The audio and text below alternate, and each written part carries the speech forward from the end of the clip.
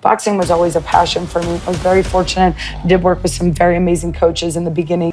Dana will always probably have to see, I'll never have women in the UFC. We'll never have women in the UFC. And of course, women came to the UFC.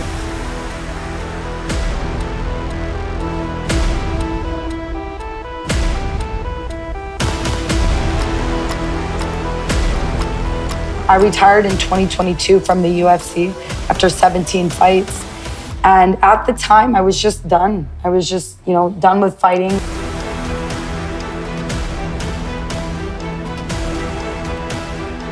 I want to give it one more chance because I think my story is so much bigger than what it was out of the octagon.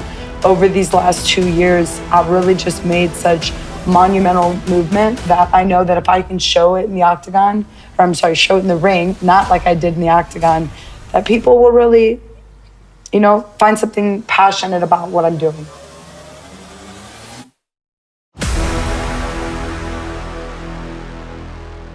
If you believe in yourself and you establish the correct system, you can accomplish anything in this world. Yeah. Yeah, damn, I got some chills. Let's go. Let's do it. Welcome to another rendition of No Limits with Dr. Thierry Jacquemin. I am your host, Dr. Jacquemin. I'm here with great pleasure to introduce Jessica I.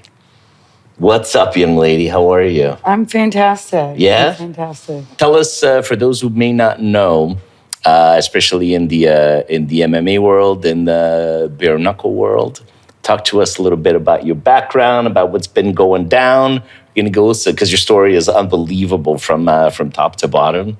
Tell us, we'll work our way backwards. So tell us a little bit what's coming up, what's new, and then we're going to march our way backwards. Yeah, well, most people know me as Jessica Evil Eye, right? So that's like, I love when people just introduce me, as Jessica Eye. So I'm like, wait a minute, I am still just Jessica.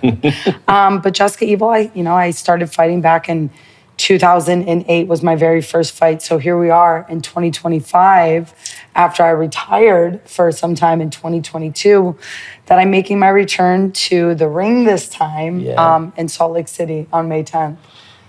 Yeah, and it's a lot different. It's not going to be MMA this time. It's going to be for a company called Bare Knuckle Fighting Championship. Mm-hmm. Are you familiar? Absolutely. Yeah. How can you not be familiar with Conor McGregor? No, Conor McGregor's one of the co-owners with David Feldman, and these guys are just making noise. And I love it. I think that, when you go to an event, or when I went to my first event, I was like, wow, this is absolutely crazy, but it's no different than MMA, in my opinion. Yeah, if first of all, back to what you said a minute ago, I've never known Conor McGregor to do anything quietly. Yeah. So I expect this to just, if you look at the expansion and the growth of the bare knuckle movement, right, in not that much time, like unbelievable, right? Mm-hmm. So this is your first bare knuckle fight. Yeah, this is going to be my very, very first ever bare knuckle fight. But it's like, I know people, because like we think like, wait a minute, it's bare knuckles. And a part of me is like, what do people think happens with those MMA gloves, right? Those MMA gloves are only 4 ounces of very tight leather, right? On top of a wrap, right? Yeah. So when I think about it, I'm like, wouldn't a glove be slightly worse? And you're a doctor, like understanding that more padding, more on there is going to be actually worse on the brain, right? It could be harder hits compared to where it's just our knuckles. Yes, more cuts are probably going to happen, and we've seen it. There are some more superficial, and there are knockouts, right? There have been that way. For sure. But where's the happy medium, right? Do we easy knockout done in the first 2 minutes, or a 15-minute beating? Absolutely. Which one are you, choosing to Absolutely. go for? And let me tell you something. That's exactly right what you said. A lot of people, smart people, some far smarter than have suggested exactly that, right? That you actually have potentially a lot more trauma with the gloves. A perfect analogy to that is if you compare American football with rugby, right? Rugby players play with no helmet. Not that there aren't concussions. For sure there are concussions in rugby and everything else. At the end of the day, they're both violent sports. However, unless there's a gross error, a mistake, and something that happens in the spur of the moment, like a fast tackle, whatever, you're not going to see a rugby player tackle another rugby player by spearing him head first. Doesn't happen. But in football, even though it's technically against the rule, it happens all the time. Well, a lot of which doesn't even get called, right? So that's a thing for concussions and for gloves for sure, particularly with MMA gloves, right? Well, yeah, I mean, and we've seen the UFC been trying to figure out a balance with the gloves. I mean, it's been something throughout the entire sport for many, many years. Yeah. Right? How do we create the perfect glove that not only you can grab with, right, that you can grapple with, that you can punch with? I mean, unfortunately, you know, I have been one of those people that have struggled with the gloves, right, because of the sizing of them. So I would always struggle to get my hand fully closed during a fight, right? So the thought of being able to get these fists fully closed, right? Like people are like, oh, what about you breaking your wrist? And like, I don't know, maybe the like little scientist in me is like, well, wait a minute. If our body's mechanically driven correctly, right? If my fist is completely strong and tight, my wrist is wrapped, how would I break my wrist? Right? If it's strong, right? Isn't there like back to even like old Russian techniques of, we call it the strong hand while we're lifting, right? It's to help stabilize the body and able to do that. So for me, I'm like, well, this is really the most traditional way of fighting. I mean, if we're going to take combat and combat, it really is hand-to-hand combat. No question. No question about that. I think it's like, it's exactly right. I think it's like a couple steps backward. But really, in the true sense of it, it's a more pure expression of combat. I agree with that. Well, I think that even mostly, like, I love boxing, and I would have, if I could have had the opportunity back when I first started fighting. I mean, there was a line, right? Like, which way are we going to go? This is Ronda didn't even exist. You know, I'm like at this. I don't want to show my age too much, but you know, my first fight was 6, 7, 8, so 2008. I started training in roughly around the 2006, 2007 era.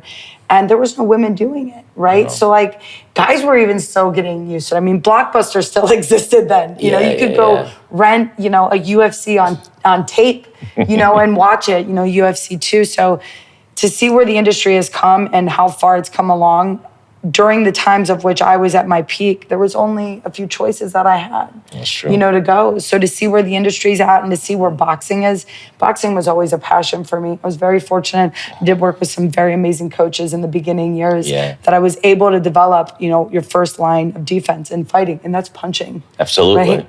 You know, I mean, GSP made a great career on a jab and a takedown. You know, I mean, he won multiple world titles, you know, that way. And look at Khabib. Khabib went untouched because he just, at that point, he would eat the punches to get them taken down and then beat them up on the ground. So I feel as if, you know, because of where the times were, I just had no choice. And, you know, the UFC brought me on in 2013 because that was the Ronda time, you know. And it's so cute because we go back all those years and, you know, Dana will always probably have to see, you know, I'll never have women in the UFC. We'll never have women in the UFC. And of course, women came to the UFC, one of the best times in the world. Ronda Rousey did an amazing job along with, you know, other women. You know, even myself, I was one of those first set of females that actually had to come up a weight class. Like I originally fought at flyweight, which is 125. And then I went up to 135 weight class to everybody had to fight where Ronda was. Absolutely. You know, so here we are now in 2025 and to see where things are, I'm excited to be able to get this opportunity. You know, I retired in 2022 from the UFC after 17 fights. And at the time, I was just done. I was just, you know, done with fighting. You know, unfortunately, a lot of troubled childhood memories had really troubled me throughout my career. And for me to finally get to face them head on and spend that time to heal from them, you know, I moved to beautiful South Florida. I am just vibrating with happiness and good energy that it's like when this opportunity came about to fight in bare knuckle again and for the substantial amount of money they're willing to pay me, I'm like, wait a minute, this makes sense. I mean, they're paying me more than a UFC world title paid me. So, I mean... Dana, if you're hearing this, come on, man. I'm sorry, Dana, you told me not to sign with them, but they came correct. I mean, we had to talk about it, and he's like, Jessica, don't. And I was like, well, you know, they're paying me, you know? And I think I want to do it again. I can't say I think. I want to do this again. I want to give it one more chance because I think my story is so much bigger than what it was out of the octagon. Over these last 2 years, I've really just made such monumental movement that I know that if I can show it in the octagon, or I'm sorry, show it in the ring, not like I did in the octagon, that people will really, you know, find something passionate about what I'm doing, right? They might relate to me a little bit more. You know, I always felt like I'm the girl that has to go through all the hard stuff to show you how to get out of it. Yeah, it's about, I think it's about, embracing what it is that you're here to do, right? Yeah. I'm a big believer that, people are here to do hard, heavy things, right? We have a purpose. For sure. Muhammad Ali has a beautiful sound clip that is in his documentary that is talking to his daughter, and he says, baby, everybody has a purpose in life. Cows have a purpose. The sun has a purpose. Yeah. We all have our life purpose. Your purpose is to be a doctor, to help people navigate that space in a healthy way. Yeah. Right? For me, I would love to be able to help other people learn how to not only navigate their mental health, their physical health, but also show young girls that you can do whatever you want. Even young men, you can do whatever it is that you want, And if you believe in yourself and you establish the correct system, you can accomplish anything in this world. Absolutely. Because I didn't grow up fighting. Fighting came to me when I was 19, but my life was so hard that I realized I was built to do the hard things. I was built to be able to go through the struggles. And maybe we need that in such a hard time right now in life. Absolutely. People think it's so easy. We have Instagram, we have all these things, and they think it's just, hey, I can just do this right now. And there were hard things that went behind what you did, right? To get where you are, right? It wasn't just like, hey, it was that easy, No, You know what? Let me tell you something. This even I'm going to go back to what you said, but this relates completely. We're seeing, I know this is a controversial thing, but people are getting soft. And I empathize Men, with that. women, you know what I'm saying? Because like you said, it's just too easy, too available all the time. I know it makes me sound like an old whatever, but like even if I compare, what I went through as a med student, as a resident, compared to a lot of what goes on these days where everything is a little too kind, a little too easy. Sometimes somebody's got to look at you right in the face and say, you're an idiot, get back to work, go study harder, go work harder, go do whatever it is that you were doing, that you're just not good enough. Go do it. Go make yourself good enough. I couldn't agree more with that because I think what people don't understand is neurologically we train ourselves how to be, right? I'm sure you could empathize with that. Sure. And us as individuals, right? It goes back down to children, right? I've read this study one time about, and I even do it with my animals, my dogs. Is that when a child gets hurt, right? If we engage in that emotion, right, we are teaching that child not to be able to hold ourselves accountable to why did it happen to me? Yeah. Why did this happen? And I think right now in the world, it's okay to tell someone like, I'm sorry something happened to you. But it's not okay to continuously build off that every single day. And then you're training yourself to be that way. So we look at our animals. If you are mad at your dog for peeing in the house, are you just never going to discipline it? Are you never going to show it how to do that? Yeah. So us as human beings, right, we only have ourselves to blame. Absolutely. And unfortunately, they need people like yourself. They need people like, the evil eye to show you that, hey, sometimes it's about being tough. Sometimes it is. And that doesn't mean that you can't look at yourself and say, I love you, I'm proud of you, good job, but to keep carrying it on all the time, to, tell your story, empathize with others, but don't feel sorry for yourself. I know. And I can honestly say, I did that for many years for myself, and I realized how many years it took me backwards in not only my personal development, but even in my career during my best years, So for me, I feel like here I am again, here we are to do this. Like, that's why I feel very strongly about my purpose moving forward, is to say, like, that is not what's going to be successful. You're never going to be successful with that soft mentality. And that doesn't mean, like, people think soft meaning like, oh, I have to be like gentle with them. No, it's okay. I'm sorry this happened. I'm really sorry. Okay, but what are you going to do? You're going to sit around all day and be upset about it? No, it's not going to help you. Nothing gets any better from that. I know. Right? So I think that's that, weird space where then people are like, well, you're being too hard on me. No, I'm not. Are you just being too soft on yourself? Exactly. So I can empathize with that. Because the reality is, and that applies, the context of kids, that applies to athletes, that applies to just people navigating the world. Whether you're right or wrong, right? Like, you could say, I was wrong, this sucks, this happened, whatever it is. Let's just say that it's all true. Great. Let's just say, well, you have a good point. Great. But like you said, now what? Doesn't help you. The next step is you still got to get off your ass and you still have to do something. Period. I seen a quote that said, the conscious mind looks in the mirror and sees the reality around them. The unconscious mind looks at the mirror and gets mad at it, Yeah. And it was such a quote that resonated with me because, mirror work is very important in like even reflection, but it was like, we have to be the ones to take charge of that. And the only way is through accountability. And No a lot question. of times accountability means we're in trouble. No, you're just taking accountability. Don't make it about right, wrong, just move forward, right? Don't put yourself on a side, win, loss, right? Like you don't have to do that. Leave it up to sports to do that. Let them be that way. You don't have to look at everything in your life that wasn't successful as a loss. It's a lesson. It's something you can learn from. Move forward, hold yourself accountable, and, keep it pushing. My goodness, life is so short, right? And I try to tell people that, consecutively, because I feel like I didn't live that life for a long time. And then, that first year away from my career, dealt with heavy amounts of depression, heavy amounts of what was my purpose? Now what was I going to do with myself? And that was wrong of me, right? I gave MMA my heart fully. And when it didn't work out, now what was I going to do? Who was I? I was a shell of a person. So me teaching myself to be accountable to what I'm going to do moving forward. How will you make money? What's your next, what's your next way to impact the world, right? Absolutely. What's your next way to leave a lifelong image? In France, there's an expression, right? In French, there's an expression that, when a pro athlete retires, we basically refer to it as like the first death, right? Yes. And how you navigate that. I've seen both extremes. I've seen people thrive and do amazing stuff. I've seen people make comebacks for the right reasons, amazing. And then I've seen people just dwindle down into the sea of depression. I hit all of those, because I'm such already a motivated person. Naturally, I always feel like I have to do something, right?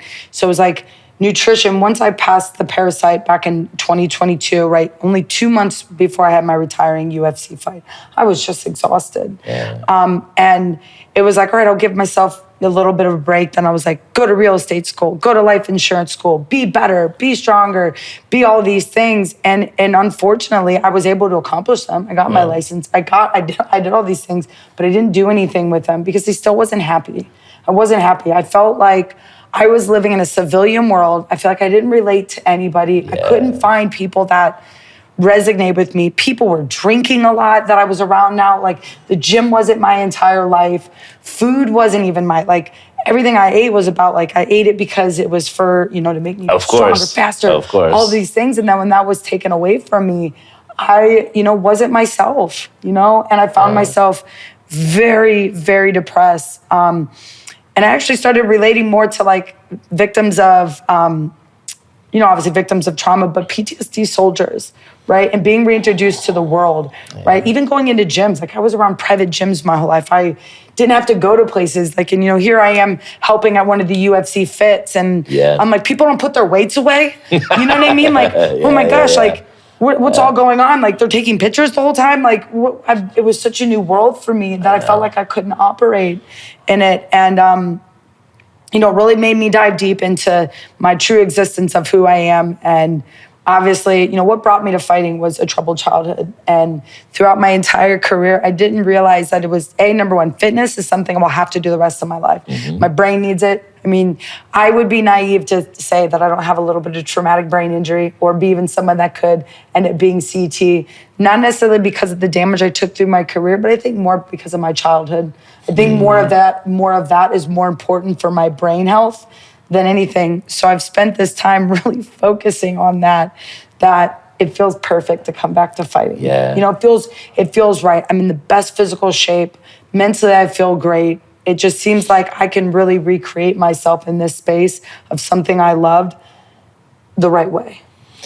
Talk to me about, you mentioned a couple of times the fatigue that you felt when when you decided to retire. Oh my goodness. Did you feel it was more like a mental fatigue? It was just I've had it with the preps, the weight cuts, the this, to that. Was it more physical? You felt wow, my body really took a beating. I need a moment.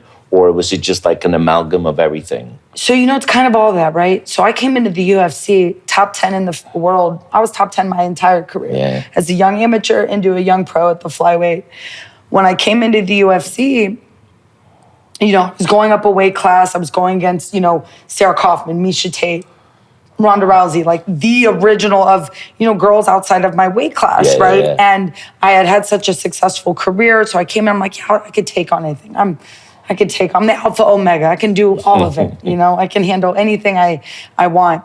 And I had some success, you know, in that beginning parts of the career. I was able to put myself multiple times as a backup for the Ronda Rousey's champion fights. The UFC was, you know, really, really good to me. When I made my return to the flyweight division, I was in, again, the best shape of my life. I was getting ready to fight for a world title. I had fought over in Singapore.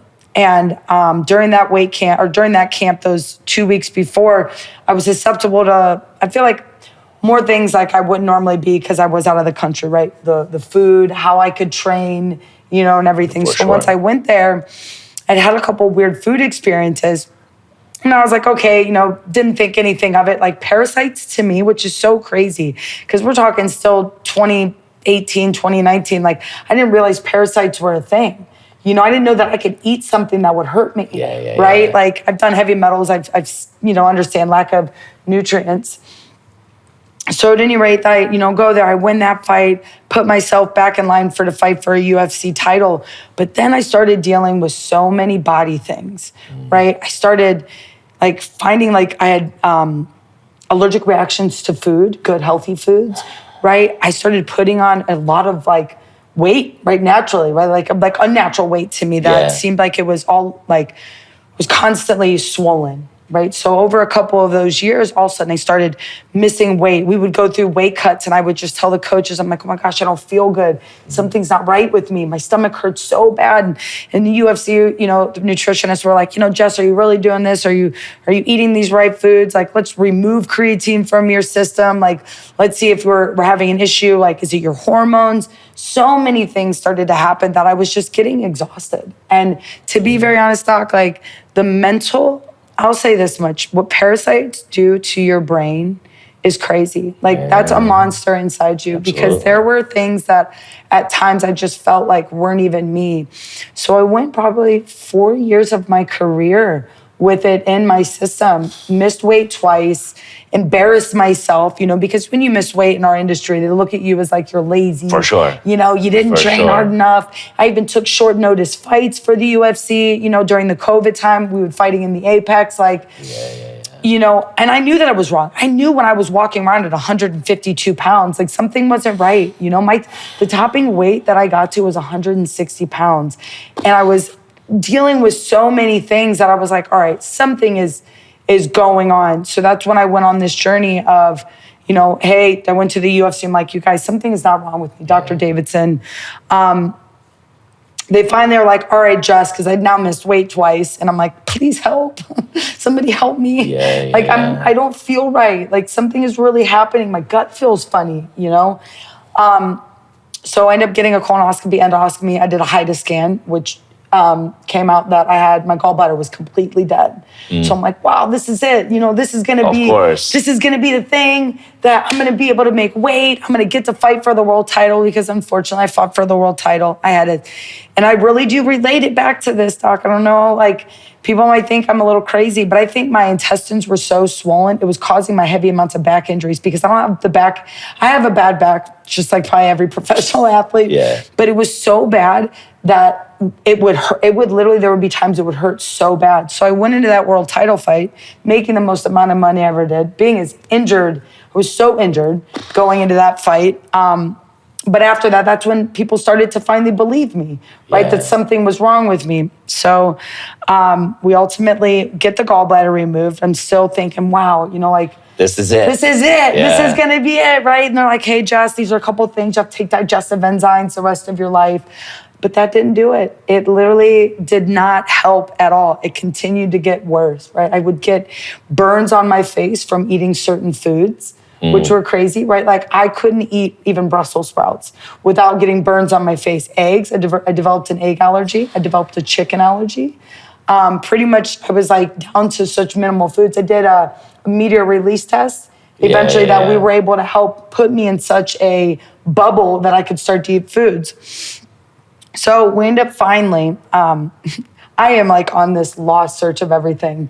And I am meeting with this spirit worker. So I don't know what your belief is on people who are heavy connected, but I met this lady and I end up having this spirit session with her, and she says to me, Jessica, you have a parasite. You need to be taking black walnut.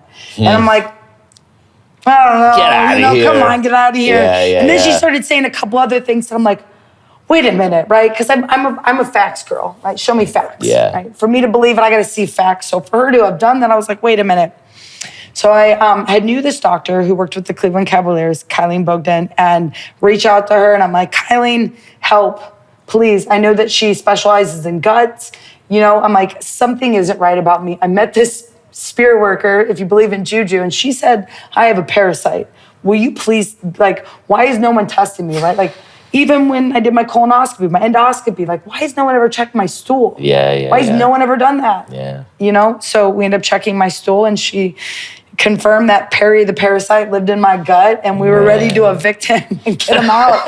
I was done with it. And we did. I did a pharmaceutical holistic parasite cleanse that went over 3 months. I opened up my pathways first through my organs, and then we went on to the parasite of killing it. And you know, that happened. And to go back to even answer your question, I was fatigued by it all. I was exhausted physically. My body couldn't, what my body went through, I don't think anybody could ever understand what was going through my body all those years while being a professional athlete, fighting for world titles, training every single day, going through grueling training sessions that the UFC, you know, like they put such a demand on you to do things, and I get it. It's the machine, you know. It's a part of it. I didn't ask for anything that wasn't already a part of what it was going to be. So I was like, you know what, I'm exhausted, and let me go try and see what life looks like without this. And you know, you got to hit rock bottom, and I hit rock bottom in a lot of ways. And I, you know, can say I'm the happiest, healthiest I've ever been moving forward since that parasite's been gone, and really learning about just holistic medicine, learning about our body and how important it is to take care of it. I know. Let me tell you something. The more I go forward in my career, and the more faith I have in all these other complementary modalities. Yeah. So not to say that I'm losing faith in mine, but for sure, I start to look like maybe there's something over here. There's something over here. There's more than just this like box of a model that we're taught in medical school. It's got to be. Talk to me about preparation-wise. How is your preparation for this fight different from an MMA fight? Oh my goodness. I'm actually enjoying the training for boxing so much more than MMA. I mean, so much more now because I feel like I've learned so much about my body, right? And about understanding which foods, right? So if we think about like a car, right? Our BMW, right? I drive a BMW. Like it does its best with 91, right? Like it wants that gas in it. So for me, knowing what foods to eat, like what nutrients to take, and even diving, my coach, Zach Leeds, is like a fitness guru, right? He is a scientist, he knows the correct foods, the placement, right? We're working with creatine, baking soda, like learning how to really place stuff. So we have been so much more strategic about this training. I mean, I am walking around way lower than I ever did on any MMA fight ever in my life. But I also am like enjoying it more. I don't feel like it's as stressful. You know, like it's not, there's so many working parts. And to be honest, in MMA, you know, where I'm at, you know, I had the opportunity, GFL is a new league, the Global Fight League that just started. He's actually Canadian. Right? So he's, he had started that league, and they had, you know, showed some interest in wanting to sign me. Still too new and unstable for me, whereas Bare Knuckle was making that same kind of offer for me too, but they're more established. You know, got, you know, Connor's one of the owners, you know, like we spoke about, but also like Max Crosby is one of the investing partners in there. So we're talking about other professional athletes that are doing this, totally up my alley. I know that, you know, we were good. So when that, you know, was brought up to me, I'm like, wow, this would be so much more fun. I can control so much more. And I like punching stuff. I really do enjoy doing that more than the grappling, you know, than that. I've done wrestling, you know, like I've coached high school girls wrestling last year, and I would absolutely love to coach other girls, but to do it for myself anymore, like the thought of blowing my ACL out right now, it seems like the worst time in my life. But getting cut, that's okay. Let's get some stitches. I'll come see you guys. We'll fix it right up. You know, like that to me seems so much. it seems so much easier to deal with, right? Do you think mentally it's just because it's a little bit more of a focused thing? Like you're not so caught up saying, well, I got to train wrestling, I got to train this, I got to train striking, I got to do this, like it's a little bit more streamlined to some degree, no? Yeah, 1,000%. Because if you go back to, I remember my first, for my first UFC fight, fighting a previous champion, right? I fought Sarah Kaufman, my very first UFC fight, and beating her with pure striking, you know? And that's always what I've been my best at is boxing. So even Dana, right? After I had won that fight, Dana, I fought in Mexico City. It's when I did the ear busting. Did you ever see that? The ear get busted off? No. You have to look it up. It's me versus Leslie Smith. I punch her ear off and does this crazy explosion. And Joe Rogan's like, oh my God, her ear. So it was really perfect, right? But Dana then pulled me off too after the time, you know, after that fight. And they were like, oh my gosh, you got hands, girl. And that's really, to me, like where I strive my best at, right? Like I'm more of I'm a striker. You know, I'm that old Midwest Ohio boxing girl who loves to put her hands up and throw them. And I feel like it's more my flow, right? So like when people always ask me about like shadow boxing, I think it's almost what I like about boxing more is you just get into a flow, you listen to music, you start moving your body. It just feels more natural to me. Yeah. You know, so girls would wait for me because they knew I was such a heavy puncher. They would wait till I threw to shoot a takedown. Well, now that's not like that anymore, you know? And it's not like that. Absolutely. And getting hit by these paws is a lot harder now, right? Because now you can't take me down. No, for now sure. you just have to get hit. So what's you know, I'm you may or may not know this about me, but I have, first of all, you know, I follow and deal with a lot of athletes, different sports, different things. But I have, to me, the utmost respect and admiration for professional fighters, period, right? Like that old saying, it's cliche, everybody talks about it, but you know, you can play a sport, but you don't play what you do for a living, right? No. So for that reason alone, I think just to having the wherewithal and the courage to say, I'm gonna step out in this thing in front of a lot of people and do what I'm going to do. Holy shit, right? Yeah. What's like preparation-wise these days? Run me through like a day. Like what do you do at what time, nutrition-wise, where you stop, where you begin, how many sessions a day? Like what's leading up to this fight the last few weeks? So the great thing about, like, again, getting to control your own camp. So I'm not doing it like a traditional MMA camp would normally do, where I'm, you know, with another team and I'm running, you know, working with guys that have, you know, like we're a group of guys, you know what I mean? I'm working out with them all the time. Everything is so tailored to me and to my body type, to my best training time. So being so far out from the fight, this is actually, you know, my last week before we go into the full hard node part of our training camp, that's 6 week time, right? And right now we're training in the morning. So first thing in the morning, usually getting up, I don't have a gallbladder, so I like to warm my stomach up first thing in the morning, right? Move. Yeah, you know, so I know myself now well enough. I need the glutamine first thing on the empty stomach, right? No coffee first, right? If not, you're going to be in the bathroom all day.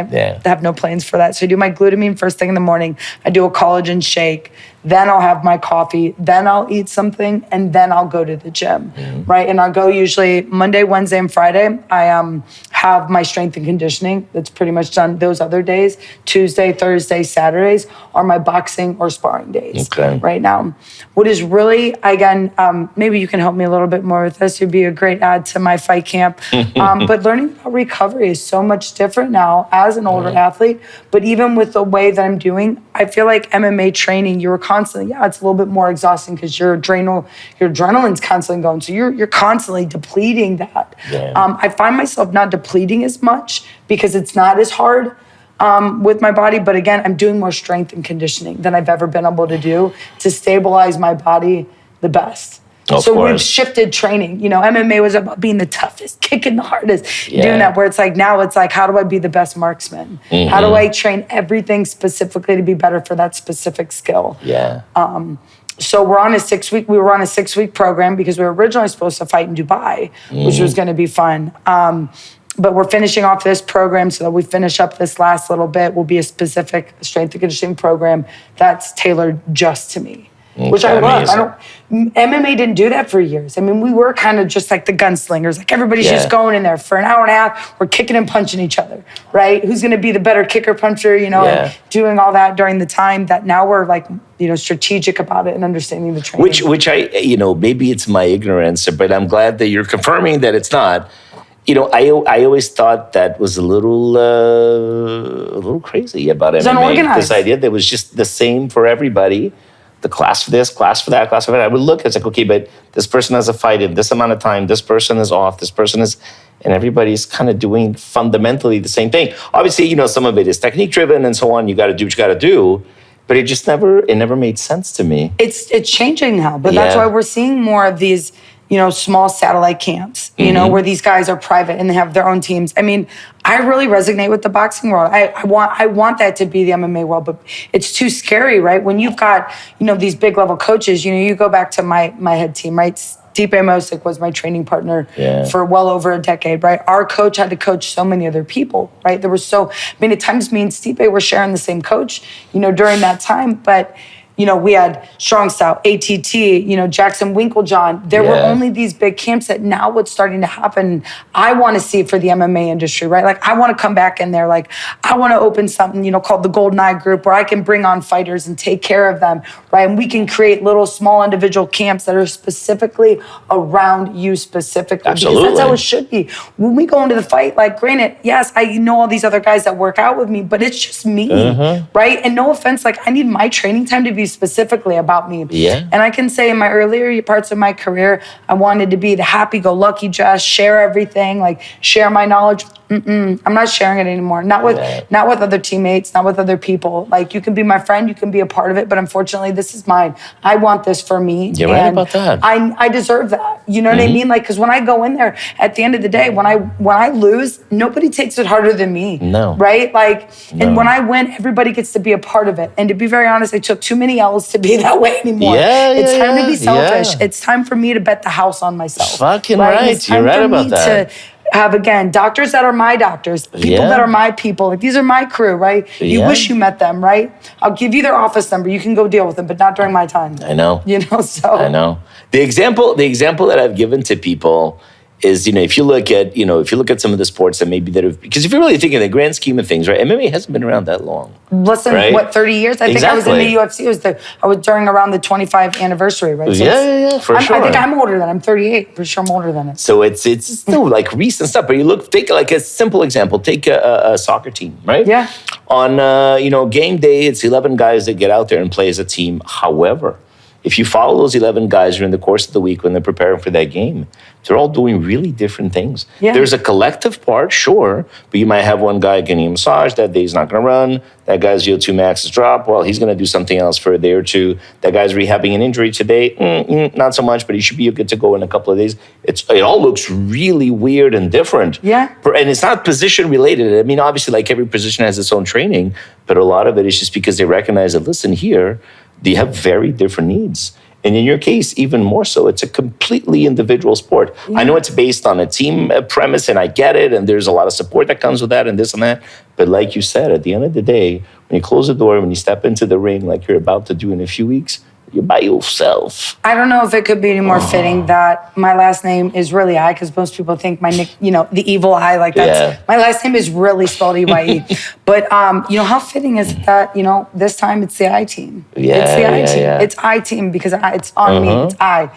I started this slogan many years ago. I trademarked it, and I'm still very proud of it. But I believe it's always been about me, that other people are able to use for themselves. Yeah. But I believed in myself to make this, happen. So I'm excited that I have created this, team, and I really hope that I can help other athletes, and it's hard, right? Like for females, especially for females, most of my career, one of the biggest things I'm doing different in this entire camp is I will never spar with men again. I'll never, there's so many reasons why I won't, but I'll never spar with them again. Yeah. I don't fight them. Why should I? Right. But at the time, that was all that I had to train with, and I get it. That's what I had to do. Yeah. But now we are in a position where there are other girls, most recently sparred with a younger girl, and, She's great. I'm so proud of her. I'm glad they're seeing other young girls come on the sport that we're able to, work with, because I didn't have that. But I'm also not going to take it easy on you. And I literally told my one coach is Kevin Gleason, great coach. He's over in Sunrise that, has helped me along with it. And he brings in a couple girls, but, I appreciate he lets me work with them, but I can't take it easy on them. You can't. But they have to know, right? And I kind of got that, like older big sister strength, and it's been throwing punches a little longer, so I can, help. So to me, it's beneficial. They need to know what it's like to get, slapped on a little bit by a female. Absolutely. Whereas for me, to kind of go back to it, I think it was very unhealthy for my lifestyle to continuously spar with men for all those years. I think I developed a lot of very bad habits. And I think it actually estranged my relationship with men and how I treated them, because everything was constantly, every time I looked at a man, it was, under those, we're angry at each other. Really screwed up my dating life for a while. Tell me about, on that subject, actually, tell me about your thoughts on sparring intensity and frequency. Because, there's two camps, right? As I'm sure you know. So people say, well, you should go hard all the time. So people say you should go at, like 60, 70% intensity and kind of go through it and then just pick your spots, because you can't do it all the time. But you do need some of that intensity to be prepared on, on fight day. Where do you stand on that? So it's very interesting when you think about like how camps are done. And it's so unknowledgeable to people to have understanding. If you are in an MMA camp, right, and you're getting ready for a fight, most time you get the cage rounds, right? Mm-hmm. Outside of that, well, everybody else is sparring. So say you have 4 coaches, right? We'll use for, example, like, just any regular MMA team. I'm not going to give anybody too much credit here. So I want to say this, team A, right? They've got 5 MMA coaches that are balancing 10 MMA fighters that are in the UFC, right? And so those guys, the ones that have the most upcoming fights, are going to be in the cage. The rest of them are going to be on the floor, and they're going to be floor sparring, right? So now these guys are just having at it. Just, the coaches aren't really watching until eventually it's like, hey, wait, we got to calm down, boys, chill for a second. But then you've got these rounds where, again, they have to focus on their fighters with their upcoming fights that, whether or not it's a title fight or it's a big name fight, they're kind of getting their focus. To think about like how that, really was for me, like there were times, again, like there was uncontrolled sparring, right? And there was, I would never call it like a hazing session, but literally people were like beating the snot out of each other in the gym, and just throwing down with each other hard. So when I even think back at it, like there were times that like I legitimately got in emotional sparring sessions with guys, whether or not I was going through something personal or they were too, like, wait a minute, they're like, she's smacking the snot out of me, hitting me really hard, then he's hitting me back, but there was no control. To be where I am now and to be able to control every sparring session and say it's got an intention, right? Doing life with an intention, not just because I'm supposed to be an MMA fighter and do it every day, right? There was that part of me that was addicted to the everyday grind and just doing it, that I was almost draining my tank. Worse than being strategic about it, being intentional about it, being like, hey, this is what I want to accomplish. Not just like, hey, I want to go out there and throw some, hands today because I'm mentally not feeling good. So that's starting to change in the industry that I am noticing, I don't know if you're familiar with it's an author, well-known author by the name of Malcolm Gladwell. Mm-hmm. So he's written these different books about, like high performance and patterns and what leads to high performers, and like really interesting stuff. And he talks about this idea. He's the one that sort of started coming out years ago and talk about this idea of, that you needed 10,000 hours for mastery and all this other stuff. But he's very clear about it, right? Like if you look at, high performance in different sports and this and that, it's, 10,000 hours, sort of like an arbitrary number, but it adds up to X amount of years. And if you do the math, it comes out right for a lot of sports. But he talks about 10,000 hours of like purposeful practice. Right? Yeah. Exactly as you said. Not just let me go out and do the same thing every day just because that's what I'm supposed to do, but like, what is it that I need today? How do I improve on this? How do I improve on that? What's the metric to get better next week, next month, whatever? Yeah. And that's a very different way to train and to practice, Yeah, I think that a lot of us MMA fighters, and not that any other athlete doesn't come from some type of struggle, right? But us MMA, us boxers, us bare knuckle fighters, we're cut from a different cloth. No question. And we have something inside us that, obviously people love watching. You know, I like watching it, so I can't blame you, you know. But there is something different about it that, you know, we are in a different way that, unfortunately, I think a lot of us deal with some mental health issues that we unintentionally think we're doing the right thing by us. But in all reality, it's like, even if we don't train MMA that day and beat up on our body, there is other ways of training. And we're starting to understand that, right? We're starting to see that, right? Other recovery ways that you're seeing athletes do things that, you know, in the MMA industry specifically, we're realizing that if we don't do that, injury continues to stay high. You know, like we're seeing a lot more, you know, studies coming behind, you know, the concussions and why they're happening that, you know, I mean, we don't want to stay in a constant concussed state.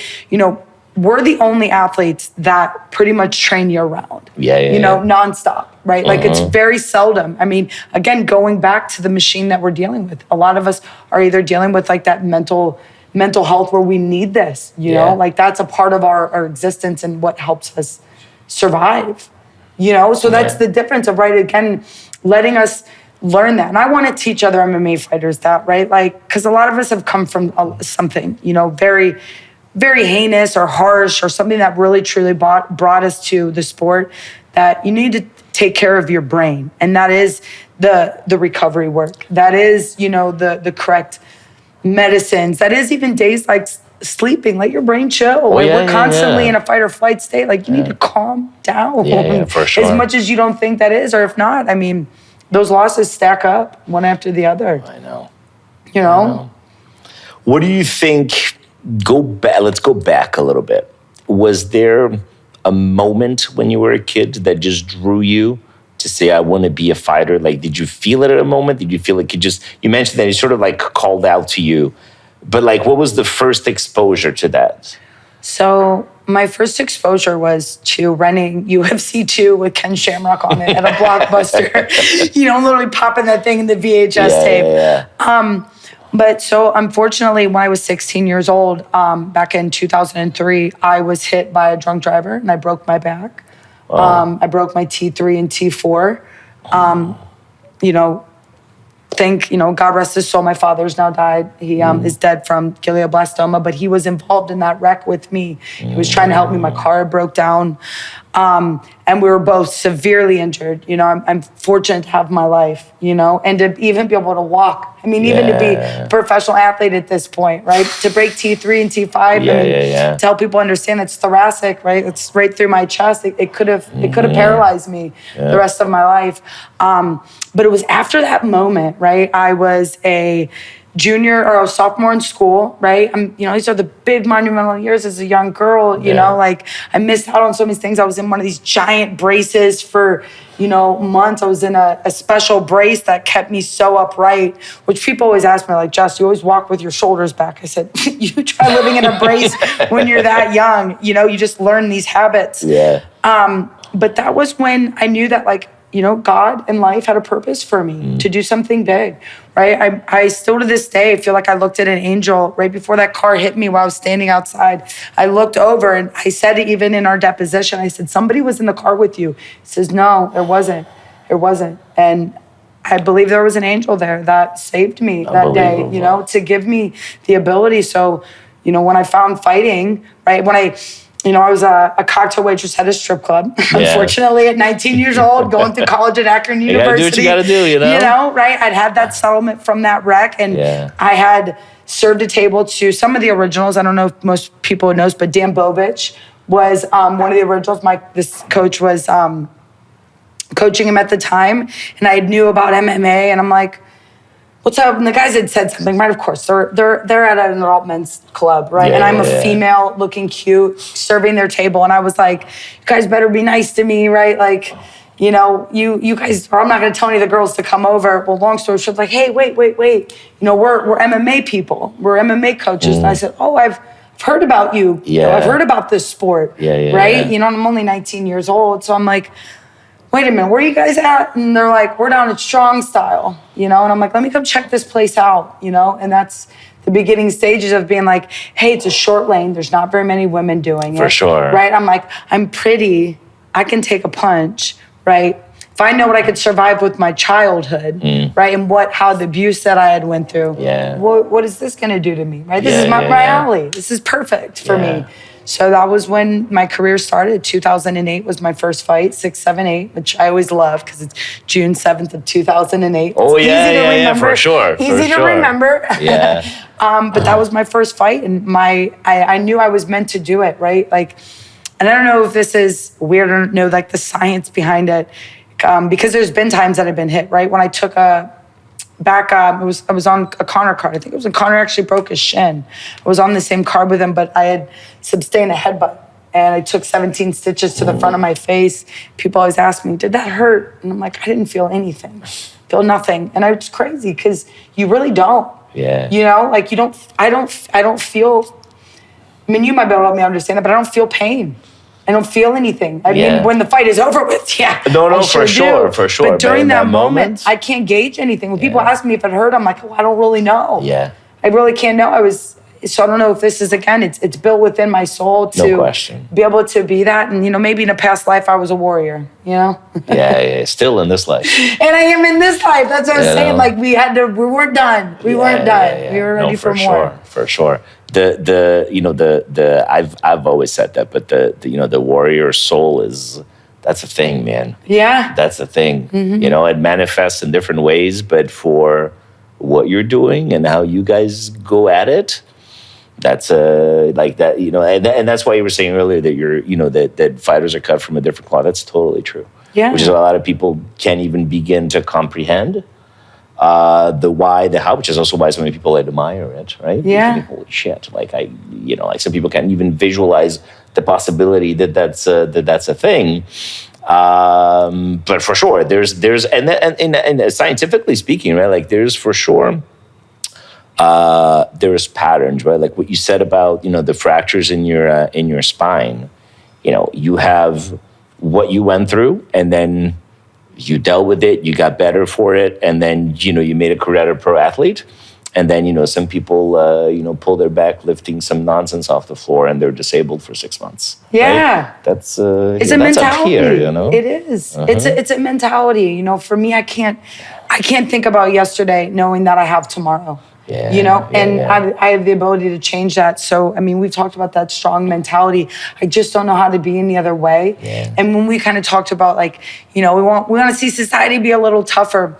I felt worse when I felt sorry for myself. Mm-hmm. I felt worse. No question. I felt worse. Yeah, right? I found myself in a dark place when it was like, no, Jessica, it's like my inner voice, my little Charlie Brown voice. Yeah. No, Jessica, like this is not, it's not acceptable. This is not who you are. You don't just roll over in life when things get challenging. You don't just do that. Like, let's figure it out. And to just kind of put all that together, it really comes down to a mentality. Yeah, for sure. In your life and how you can comprehend moving forward when something happens. Yeah. For sure. Tell me about a couple things that I wanna close with. First of all, where can people find you, reach out to you? Give us your all your contacts, your social media stuff, because your story is far beyond fighting. The story is like survival and thriving and just, right? Yeah. Looking at what's in front of you and just saying, I'm still here. I love that. Thank you. Thank you. I mean, the world kind of needs that, right? Like, I think I had said to you before we started that I'm the girl that has to go through some of the most darkest things in the world to show you how to get through it. Yeah. Right. And, here I am at 38 making the return to one of the best sports in the world. I'm insanely excited. Yeah. I don't want to say that, God's given me so much abilities to do so many things. This is my church and this is my space to show people who need, who love the sport, to show them how to, move forward. And I'm so thankful I get this special place to be able to do it. So you can find me at Jessica Evil Eye on all social media platforms, TikTok, Instagram, as well as, what is it, X now? Yeah, I still have my X or, Twitter. And that's, stay tuned to see what's going to be happening for this, this next fight. I'm insanely excited about it. Yeah, I really am. Yeah. I'm going to be watching for sure. If you can condense on fight day, when people are going to tune in and watch, what do you want them to think before you get out there? they're going to feel it. If you follow me up to this fight and you follow everything I'm going to do, you're just going to feel me go in there with like, just, it's not rage, right? I'm not full of rage. This is business. There's no emotion in business. Right? I'm not coming with that. And I did my whole MMA career. I came in with just, I'm mad, you know, all this rage inside me. This is strategic planning and precision. And my ability to go to church and be the warrior and put on, be the gladiator, be that person that I know in myself to release my own inner demons. I'm excited to show people again what I'm made of, because they need a space for this. They don't have enough females to be as fierce as I am and to be as strong as I am. No. And I don't think any of these girls knows what's coming for them. And I know all those girls are very, very tough, and I respect them. It's not even about bad blood. This is just about strategic, and I want it more. Yeah, damn, I got some chills. Let's go. Let's do it. It's been a pleasure. I'm gonna look and I'm gonna cheer for you. Thank you so much. Hey, if you're out on the West Coast, come out May 10th. Come check out some bare knuckle, right? Well, for it's so much different when you actually know somebody too. You know, that passion behind it. You're like, you feel like you're taking the punches with them. I know, for sure. Well, it's been a pleasure. Thank you for having me on today. Of course. Yeah, I look forward to talking next time, right? We'll keep it going. Totally. All right, guys. Hopefully you enjoyed it. We got to interact a little bit with Jessica Evil Eye. She's a badass but a sweetheart at the same time. I hope you got something out of it. I hope you got something out of the mindset of champions, of high performance, which is what I try to bring to you guys as often as possible.